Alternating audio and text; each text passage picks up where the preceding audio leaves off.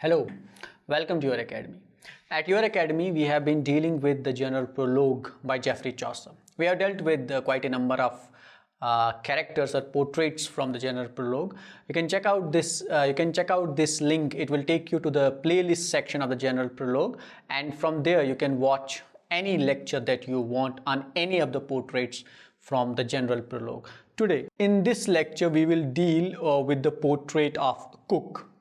Cook is a minor portrait from the prologue. His portrait is also very short. He also does not narrate a tale. He does start a tale in the Canterbury Tales, but then all of a sudden finishes his tale without telling any real story or narration of his.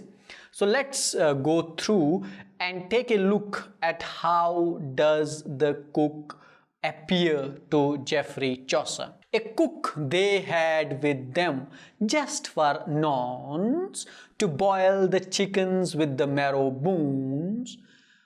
So they had with them. Now an important aspect of this cook is with they. So most probably this cook is accompanying the tradesmen, the haberdasher, the merchant, the haberdasher, the carpenter, the dyer, because that was the portrait which precedes the portrait of Cook, and it begins with the third person pronoun they. So they, the group of characters which have been earlier discussed are those of the haberdasher, or those of the dyer, arrowsmith maker, carpenter and weaver. There were 5 people, and perhaps this cook is with them, and he says that it accompanied them, which, as I said, could most probably refer to those 5 men which have been discussed earlier, and he was with them only for this occasion. It's not a cook, he is not a cook who is with them for the lifetime, but perhaps they have taken this with them only for this particular pilgrimage to cook food for them and flavor tartly and with galingale. Now he says that this cook is with them to, roast the chickens, to make the food, and with the best spice. Tartley and galingale, which are mentioned here, are basically some herbs which are used as spices, or which were used as the spices even in the Chaucer's times. So this cook is for cooking the food, spicy, good, tasty food. Well, could he tell a draught of London ale? Now this guy could make good, tasty food, perhaps because he knows quite a number of spices that he puts in the chicken. And he can tell also of the ale, of the draught of the ale. Draught of ale means draught of food. When there is scarcity of food, if ever there is scarcity of food, this cook can tell you about that, because he deals with food, he cooks food, he knows the spices, and if spices are not available, he knows about the draughts also. And he could roast and seethe and broil and fry.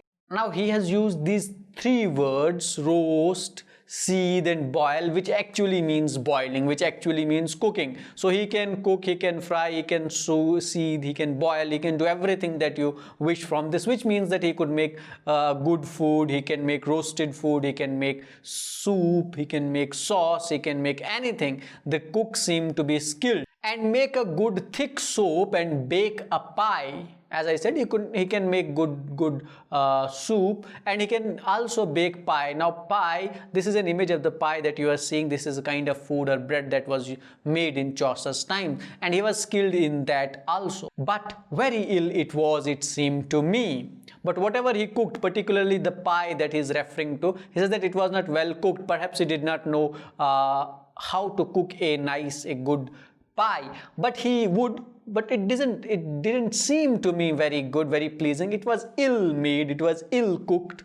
That on his arm a deadly sore had he, for sweet blancmange he made it with the best. Now is referring to some sore that he has on his shin, and it was very bad. He was perhaps ill, and he would cook blancmange. Now this is a dessert, a recipe, food which is offered after the dish. Now this is an image of that, and it can give you an idea what this blancmange is, which was made in Chaucer's times, and even perhaps in our times it is made with sugar and milk, and we can add a few more things to it, and it becomes quite nice and tasty. Now that was the portrait of the cook. As I said earlier, that this portrait of the cook is very short. Chaucer does not tell us too much of a details of the cook, from where he was, what he did. He cooks for these 5 men who are there for the pilgrimage, and he is only for this particular occasion. He is not good cook for that matter. He does not cook everything very well, though he knows the art of cooking slightly, but Chaucer does not seem to be very impressed with the skills of the cook. That is all we have at your academy today. We dealt with the portrait of the cook, which is not very significant, very important, but if you know these few things about cook, it's good to know. You can continue watching the lectures on the general prologue. You can click on this video to watch the lecture on the sailor or the shipman. You can click on this end screen, and from here you can go to the playlist section of the general prologue, and you can click there to subscribe your academy. Thank you for watching, and don't forget to comment, like, share and subscribe your academy. For more interesting stuff, keep watching your academy.